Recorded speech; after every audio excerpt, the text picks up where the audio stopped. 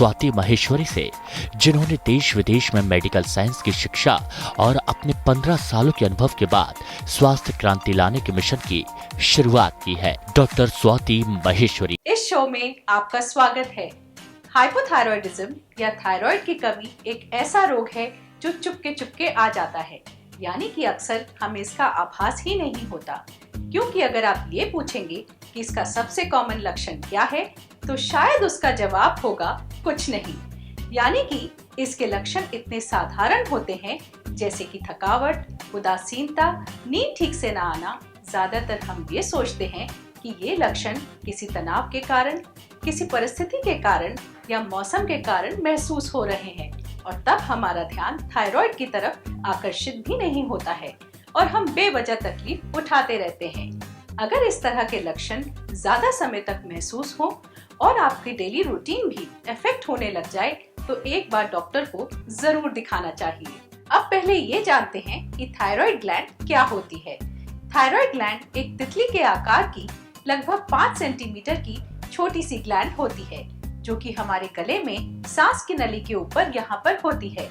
ये ग्लैंड छोटी सी होते हुए भी हमारे शरीर का जरूरी हिस्सा है, क्योंकि हमारे शरीर के कई अहम कार्यों को कंट्रोल करती है। आम सी भाषा में अगर हम समझें तो हमारे शरीर के सभी सेल्स खाने को एनर्जी में तब्दील करते हैं और फिर उस एनर्जी को अपने अपने निर्धारित कार्य को करने के लिए इस्तेमाल करते हैं।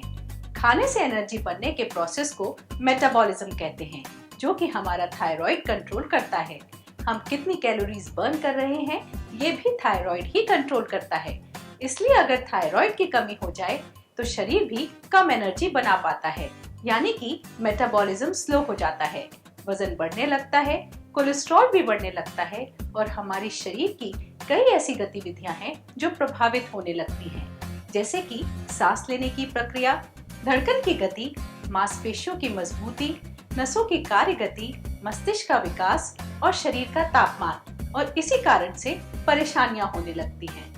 यहाँ ये बताना बहुत जरूरी है कि जिनका वजन अत्यधिक बढ़ा हुआ होता है, वो अक्सर ये सोचते हैं कि ये थायराइड की वजह से है, लेकिन ये धारणा गलत है, क्योंकि ऐसा देखा गया है कि थायराइड की कमी की वजह से लगभग 2 से 4 किलो वजन ही बढ़ता है, जो कि इलाज शुरू करने के बाद आसानी से कम भी हो जाता है।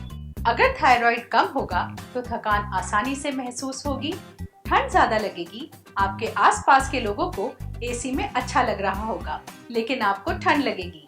आपका मन करेगा कि एसी या फैन को बंद कर दें। त्वचा ड्राई महसूस होगी, मांसपेशियों में कमजोरी या दर्द, याददाश्त का कमजोर होना, उदासीनता, आपका मन एक्सरसाइज करने का बिल्कुल नहीं करेगा और स्टेमिना भी कम हो गया है ऐसा महसूस होगा। बाल झड़ना या उनका हल्का होना, चेहरे पे सूजन या आंखों के नीचे सूजन, इसके अलावा नींद ना आना, हाथों पैरों में सुनपना या झंझनाहट, कब्जी महसूस होना, ये सब भी लक्षण हो सकते हैं। कभी कभी थायराइड की कमी का अंदेशा कुछ विशेष परिस्थितियों में होता है, जैसे कि ब्लड टेस्ट कराने पर कोलेस्ट्रॉल हाई आया हो या फिर ब्लड टेस्ट में एनीमिया हो, यानी कि आम भाषा में खून की कमी, या कुछ महिलाओं में जब कंसीव करने की प्रॉब्लम होती है, यानी कि बच्चे होने में दिक्कत हो रही हो, या बार बार मिसकैरेज हो रहा हो, या महीना वक्त से ना होता हो। कभी कभी सांस लेने में दिक्कत या निगलने की दिक्कत में भी थायराइड की कमी का अंदेशा होता है। कई और कारणों से भी ये परेशानियां हो सकती हैं, लेकिन इसका कारण थायराइड तो नहीं है, ये जानना बहुत जरूरी है। और सबसे अच्छी बात यह है कि अगर थायराइड के कारण ऐसा हो रहा है तो इसका इलाज बहुत आसान है। थायराइड ग्लैंड 2 जरूरी हार्मोन T3 और T4 बनाती है। इसके अलावा हमारे ब्रेन के 2 जरूरी हिस्से पिट्यूटरी और हाइपोथैलेमस इसको कंट्रोल करते हैं। T3 और T4 बनने के लिए आयोडीन की जरूरत होती है, जो कि हमारे खाने से शरीर में पहुंचता है। कुछ वर्षों पूर्व तक आयोडीन की कमी को ही हाइपोथायरॉयडिज्म का मुख्य कारण माना जाता था। हाइपोथायरॉयडिज्म के अलावा आयोडीन की कमी के कारण थायराइड ग्लैंड के साइज का बड़ा होना, जो कि गर्दन में सूजन के रूप में दिखता है या जिसे हम मेडिकल टर्मिनोलॉजी में गॉइटर कहते हैं, वो भी हो जाता है। लेकिन गवर्नमेंट के अथक प्रयासों के बाद नमक को आयोडाइज करने से अब आयोडीन की कमी लगभग समाप्त सी हो गई है। वर्तमान में हाइपोथायरॉयडिज्म का मुख्य कारण है हाशिमोटो थायरॉयडाइटिस, जो कि एक ऑटोइम्यून डिजीज है। यानी कि अगर आम भाषा में हम समझें तो हमारा शरीर खुद ही थायराइड ग्लैंड को नुकसान पहुंचाने लगता है, जिससे कि हाइपोथायरॉयडिज्म हो जाता है। इसके अलावा स्ट्रेस या तनाव भी थायराइड ग्लैंड पर काफी प्रभाव डालता है। बच्चों में हाइपोथायरॉयडिज्म के लक्षण जन्म के वक्त अलग और जन्म के कुछ वर्षों के बाद हाइपोथायरॉयडिज्म अगर हो तो अलग होते हैं। जैसे कि नवजात शिशु में शरीर का पीलापन, चेहरे पर सूजन, विकास धीमी गति से होना, बच्चे को दूध पीने में दिक्कत हो या पीते पीते धसका लग जाए या बच्चा सुस्त सा महसूस होता है। इसलिए नवजात शिशु का थायराइड टेस्ट होना बहुत जरूरी है। आपको ये बता दें कि दुनिया भर में जिन बच्चों को मेंटल रिटार्डेशन होता है उसमें हाइपोथायरॉयडिज्म एकमात्र ऐसा कारण है जिसका इलाज करने से इससे बचा जा सकता है। यानी कि इसका इलाज बहुत आसान होता है और ये आसान सा इलाज करने से हम बच्चों को जीवन भर के लिए मेंटल रिटार्डेशन से और कई और ऐसी परेशानियों से सुरक्षित रख सकते हैं। इसलिए एक तो हर नवजात शिशु का थायराइड टेस्ट होना बहुत जरूरी है और दूसरा प्रेगनेंसी के दौरान ही हर गर्भवती महिला का ये ध्यान रखा जाता है कि उसका थायराइड लेवल नॉर्मल हो। ऐसा देखा गया है कि प्रेगनेंसी के शुरू के 3 महीने बच्चा माँ के थायराइड हार्मोन पर ही निर्भर होता है, यानी कि उसके शरीर में हार्मोन नहीं बन रहा होता है। तो अगर माँ का थायराइड कम होगा तो बच्चे के ब्रेन का विकास ठीक नहीं होगा। इसलिए जरूरी है कि हर प्रेग्नेंट महिला का थायराइड लेवल नॉर्मल हो। आज हमारे बीच हैं देश विदेश के मशहूर एंडोक्राइनोलॉजिस्ट डॉक्टर राजेश खरगावत। आइए उनसे इसके बारे में और जानकारी लेते हैं। क्या हाइपोथायरॉयडिज्म को डायग्नोज करना आसान है? बहुत ही सिंपल टेस्ट है, ब्लड टेस्ट है T4 TSH, जिसके लिए खाली पेट होना भी बिल्कुल जरूरी नहीं है। हम सुबह भी ब्लड टेस्ट कर सकते हैं, शाम को भी कर सकते हैं, कभी भी ये ब्लड टेस्ट कर सकते हैं। इसमें 2 ml ब्लड लेके हम लैब भेजते हैं। जैसे ही T4 TSH की रिपोर्ट आती है, इनकी रिपोर्ट के आधार पे हम फिर निर्णय लेते हैं कि उनको हाइपोथायरॉयडिज्म है या नहीं है। इसमें सबसे बड़ी जो प्रॉब्लम है, कई बार जैसे TSH की नॉर्मल रेंज 5 तक है, वो TSH 5, 5.5 या 6 या 7 ऐसा आता है, तुरंत इलाज शुरू कर दिया जाता है। अगर आपका TSH 10 से कम है तो ऐसी स्थिति में थायराइड के इलाज की जरूरत नहीं है। इस स्थिति में अगर TSH 5 और 10 के बीच में है तो मरीज को यही कहते हैं कि आप 3 महीने बाद एक बार दोबारा टेस्ट करके देख लीजिए। इस स्थिति में 1-2 कंडीशन है जहां हम चाहते हैं कि हम तुरंत इलाज करें। वो स्थिति है कि अगर कोई गर्भवती महिला है या कोई भी महिला प्रेगनेंसी के लिए प्लान कर रही है या जिनको बार बार अबॉर्शन हो रहे हैं या जिनको प्रेगनेंसी होने में प्रॉब्लम हो रही है, ऐसी स्थिति में अगर TSH 5 से 10 के बीच भी है तो हम थायराइड का इलाज शुरू करते हैं। हाइपोथायरॉयडिज्म से हेयर लॉस पर कितना प्रभाव पड़ता है? अगर थायराइड हार्मोन ज्यादा बन रहा है या थायराइड हार्मोन कम बन रहा है तो दोनों ही स्थिति में हेयर लॉस हो सकता है। सो इसलिए जरूरी है कि जिन भी लोगों को हेयर लॉस हो रहा हो, एक बार थायराइड की जांच करवा लें। और अगर हम ट्रीटमेंट करते हैं और थायराइड फंक्शन वापस नॉर्मल हो जाता है तो उस स्थिति में हम ये नहीं कह सकते कि अब होने वाला हेयर लॉस थायराइड की वजह से हो रहा है। क्या हाइपोथायरॉयडिज्म का इलाज आसान है? इलाज बहुत साधारण है, बहुत ही सिंपल है और बहुत ही कम खर्चीला है। अगर हाइपोथायरॉयडिज्म है तो आपको सवेरे उठते ही एक गोली लेनी है और 3 से 6 महीने के बीच में एक बार दोबारा टेस्ट करवाना है। क्या थायराइड की दवा खाली पेट ही खानी चाहिए? हाइपोथायरॉयडिज्म की गोली, जिसे हम थायरोक्सिन की गोली कहते हैं, वह हमेशा खाली पेट ही सवेरे उठते ही लेनी चाहिए और आधे घंटे तक किसी भी प्रकार का खाना या चाय या दूध हमको अवॉइड करना चाहिए, नहीं लेना चाहिए। क्योंकि यह देखा गया है कि अगर थायराइड की गोली के साथ हम खाना ले लेते हैं या चाय दूध ले लेते हैं तो उस गोली का खून में जाना या एब्जॉर्प्शन कम हो जाता है। अगर हम 50 की या 75 की गोली ले रहे हैं और खाने के साथ में ले रहे हैं तो 50 के बजाय 40 ही खून में पहुंचेगा। तो प्रॉपर एब्जॉर्प्शन के लिए जरूरी है कि थायराइड की गोली हम खाली पेट लें और उसके आधे घंटे तक हम कुछ भी नहीं लें। उसके बाद हम कुछ भी ले सकते हैं, उसका कोई फर्क नहीं पड़ेगा। अगर थायराइड की दवा मिस हो जाए तो क्या करें? उस स्थिति में जैसे ही आपको याद आता है कि आज मैंने थायराइड की गोली नहीं ली है सवेरे, तो जब भी आपको याद आए तुरंत आप थायराइड की गोली ले लीजिए। ऐसा करने से पहले ये देख लें कि आपने पिछले 1 घंटे में खाना तो नहीं खाया है। पिछले 1 घंटे में अगर आपने खाना नहीं खाया है तो आप थायराइड की गोली जब भी याद आए, दिन में 12 बजे, 2 बजे, शाम को जब भी याद आए आप थायराइड की गोली ले लीजिए और उसके अगले आधे घंटे तक खाने के लिए कुछ नहीं लीजिए तो थायराइड की गोली एब्जॉर्ब हो जाएगी। अगर आप पूरा एक दिन भूल गए हैं थायराइड की गोली तो उस स्थिति में जब भी आपको नेक्स्ट डे याद आता है उस मॉर्निंग में आप थायराइड की एक गोली की बजाय 2 गोली एक साथ ले लें, जिससे पिछले दिन की जो कमी है वो भी पूरी हो सके और उसके बाद के अगले दिन से वापस सेम डोज एक गोली आप चालू रखें। अगर आप 2 दिन पूरा भूल जाते हैं तो तीसरे दिन 3 गोली ले सकते हैं, लेकिन अगर 3 से ज्यादा दिन भूलते हैं तो 3 से ज्यादा मात्रा नहीं बढ़ानी है। फिर आप 3 गोली लेके उसके बाद से अगले दिन से सेम मात्रा बराबर लेनी चालू कर दीजिए। थायराइड की कमी के कारण क्या महिलाओं में बच्चा न होने की दिक्कत हो सकती है? यह देखा गया है कि उन महिलाओं में जिनमें इनफर्टिलिटी है या जिनमें प्रेगनेंसी हो तो रही है लेकिन प्रेगनेंसी कंप्लीट नहीं हो रही, पहले ट्राइमेस्टर में, पहले 3 महीनों में या पहले 6 महीनों में अबॉर्शन हो जाता है, उन महिलाओं में यह देखा गया है कि थायराइड की प्रॉब्लम होने के चांसेस ज्यादा हैं और इन महिलाओं को अगर थायराइड का ट्रीटमेंट हम देते हैं तो इनमें प्रेगनेंसी होने या नॉर्मल प्रेगनेंसी कंटिन्यू होने के चांसेस बढ़ जाते हैं।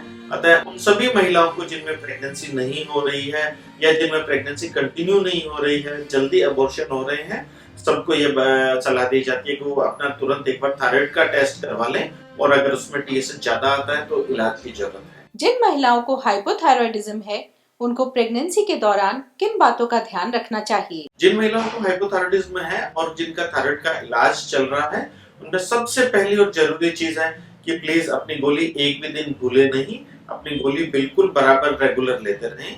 और क्योंकि हम चाहते हैं कि प्रेगनेंसी में थायराइड एकदम अच्छा कंट्रोल रहे, इसलिए जरूरी है कि हर 1 महीने से TSH की जांच करवाई जाए और यह TSH 3 से हमेशा कम रहना चाहिए और अगर ये 3 से कम रहता है तो हम कहते हैं कि बिल्कुल अच्छा कंट्रोल है। अगर TSH की वैल्यू 3 से ज्यादा आती है तो उस स्थिति में हमें दवाई बढ़ाने की जरूरत है और ताकि बच्चे के दिमाग पे कोई बिल्कुल भी असर नहीं रहे।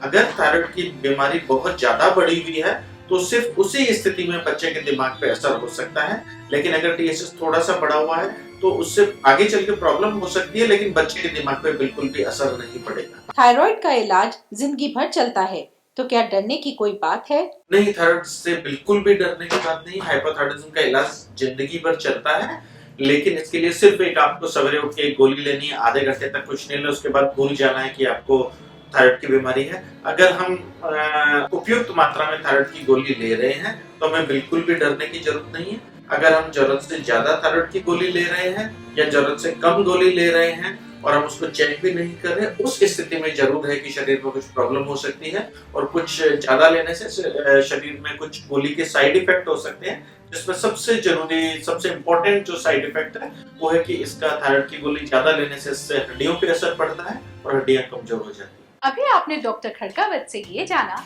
कि थायराइड का इलाज कितना आसान है। थायराइड और कोलेस्ट्रॉल में एक स्ट्रॉन्ग लिंक होता है। हाइपोथायरॉयडिज्म की वजह से कोलेस्ट्रॉल बढ़ जाता है, इसलिए जिन लोगों का कोलेस्ट्रॉल हाई आया हो उन्हें एक बार थायराइड का टेस्ट जरूर कराना चाहिए। अगर टेस्ट में थायराइड की कमी निकलती है तो ऐसी स्थिति में पहले थायराइड का इलाज किया जाता है और कोलेस्ट्रॉल की दवा नहीं दी जाती है। ऐसा देखा गया है कि थायराइड ठीक करने से कोलेस्ट्रॉल भी ठीक हो जाता है, इसलिए थायराइड लेवल नॉर्मल आने पर कोलेस्ट्रॉल दोबारा चेक किया जाता है। अगर फिर भी कोलेस्ट्रॉल हाई आया हो तो तब फिर कोलेस्ट्रॉल की दवा दी जाती है। अक्सर हम सुनते हैं कि पत्ता गोभी, फूल गोभी, ब्रोकली जैसी सब्जियां थायराइड की प्रॉब्लम्स करती हैं। इनमें गोइट्रोजेंस या गोइटर करने के तत्व होते हैं, लेकिन नमक के आयोडाइज्ड होने के बाद इनका प्रभाव एकदम खत्म सा हो गया है, क्योंकि ये आयोडीन की कमी में ही थायराइड की प्रॉब्लम करते हैं। जिन लोगों को थायराइड की प्रॉब्लम हो उन्हें खाने पीने में कुछ बातों का ध्यान रखना जरूरी है, जैसे कि सोय जिनमें की फाइटोएस्ट्रोजेंस होते हैं वो थायराइड में नुकसान देते हैं। इसके अलावा अधिक चर्बी का खाना भी थायराइड की प्रॉब्लम में नुकसान देता है। आइए जानते हैं एक मशहूर डाइटिशियन से कि थायराइड की प्रॉब्लम में किन किन बातों का खाने में ध्यान रखें। अथाह मात्रा में हमारे देश में धनिया होता है, साबुत धनिया, और धनिया के बीजों को सुबह उबालें, रात को भिगो दें, सुबह उबाल के, और उसको जैसे हम लोग सुबह चाय को बंद कर दें, चाय की जगह धनिया का पानी को सीप कर करके और वो आप पिए तो आपका TSH, T3, T4 जो भी आपका बैलेंस है वो मैनेज होगा। इसके साथ ही हम लोगों के यहाँ पर 3 महीने के लिए सिंघाड़ा आता है। सिंघाड़े का प्रयोग हमें ज़्यादा से ज़्यादा करना चाहिए, क्योंकि सिंघाड़े में नेचुरल आयोडीन है। आयोडीन की डेफिशिएंसी से हमारा थायराइड बढ़ता है। सिंघाड़े के आटे की रोटी का प्रयोग करें। सिंघाड़े को घर पे लाके पीस के बनाएं और आटे की 1 मुट्ठी सिंघाड़े की और 1 मुट्ठी गेहूं कैटेगरी बराबर की मात्रा में लेकर उसकी प्रोटीन है तो आपको मेटाबॉलिज्म बढ़ेगा, तो आपका आयोडीन की जो डेफिशिएंसी उससे आपको निजात मिलेगी। और सिंघाड़ा जो आपका फ्रेश आएगा, प्रत्येक व्यक्ति को मैं कहूँगा कि 200 से 250 ग्राम सिंघाड़े रोज खाने चाहिए। और न खाने वाली भी कुछ चीजें हैं जिनको थायराइड में नहीं खाना चाहिए, उसमें मूंगफली है, पत्ता गोभी है, फूल गोभी है और केला है, इनसे हम दूरी बनाएं। इसके अलावा जिन लोगों को थायराइड की प्रॉब्लम है उनको इस बात का ध्यान रखना भी जरूरी है कि खाने में ज्यादा शुगर की चीजों को अवॉइड करें। अल्कोहल भी थायराइड में नुकसान देता है। सबके लिए एक्सरसाइज करना बहुत जरूरी है और जिन लोगों का वजन बढ़ा हुआ है उनको वजन भी कम करना बहुत जरूरी है। अब चलने से पहले आपको मेडिसिन के इतिहास की कुछ रोचक बातें बताते हैं। सन 961 में तत्कालीन खलीफा के फिजिशियन अब्दुल कासिम ने पहली बार थायराइड की सर्जरी की। उसके बाद लियोनार्डो दा विंसी ने सन 1500 में थायराइड का पहली बार चित्र बनाया। 1543 में एंड्रियोस वेसेलियस ने पहली बार थायराइड ग्लैंड का मेडिकल विवरण दिया। सन 1909 में थियोडोर कोच्चर को थायराइड पर उनके द्वारा किए गए शोध के लिए नोबेल पुरस्कार से सम्मानित किया गया। ऐसा देखा गया है कि बढ़ती उम्र के साथ थायराइड की प्रॉब्लम्स बढ़ती हैं, इसलिए 60 साल की उम्र के बाद थायराइड का टेस्ट जरूर कराना चाहिए। याद रखिए, हाइपोथायरॉयडिज्म का इलाज आसान है और इसका इलाज करने से इसकी कमी के कारण हुए दुष्प्रभावों को पूरी तरह से ठीक किया जा सकता है। आपके स्वस्थ जीवन की कामना के साथ अब मैं डॉक्टर स्वाति महेश्वरी आपसे विदा लेती हूँ। नमस्कार।